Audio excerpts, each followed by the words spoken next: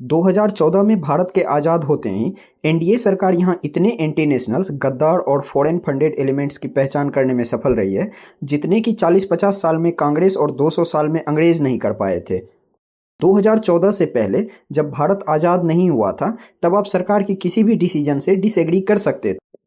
2014 की आज़ादी और आज़ाद भारत के पहले प्रधानमंत्री मोदी जी के आने के बाद ये ट्रेंड ही बदल गया।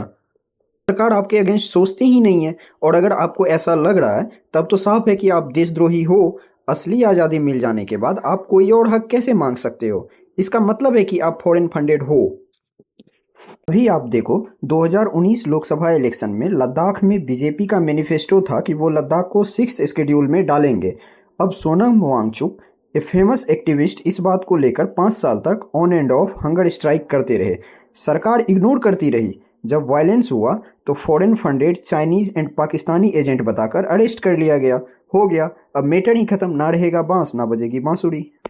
E20 तो आपके फायदे के लिए ही लाया गया था ना, ताकि आपके पैसे बचे, पोल्यूशन कम हो और दूसरे देशों से डिपेंडेंसी घटे।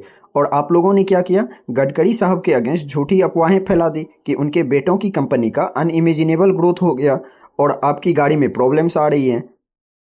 चाहते तो आपकी बातों को 2030 तक गडकरी साहब भी इग्नोर कर सकते थे। उन्होंने खुद सामने आकर लोगों से बताया कि पेट्रोल लॉबी ये अफवाहें फैला रही है, आपको कोई प्रॉब्लम थोड़ी हो रहा है।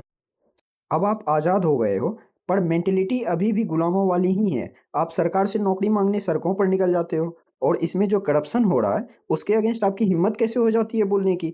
सरकार आपको अनसुना करती है, इसका मतलब ये नहीं सरकार बहरी है। 5 किलो चावल गेहूं मिल रहा है, फिर भी सड़क पर आओगे तो लाठी तो खाओगे ही ना।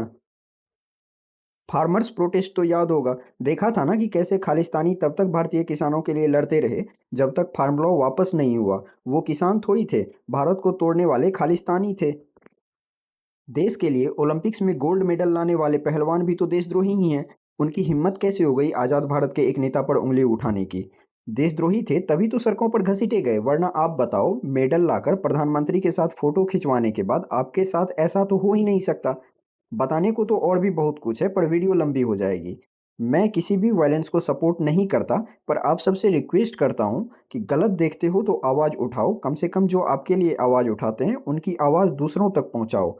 वीडियो शेयर करो, अगर पसंद आया तो लाइक करो और कमेंट भी करो अपनी ओपिनियन, और चैनल को भी सब्सक्राइब करना।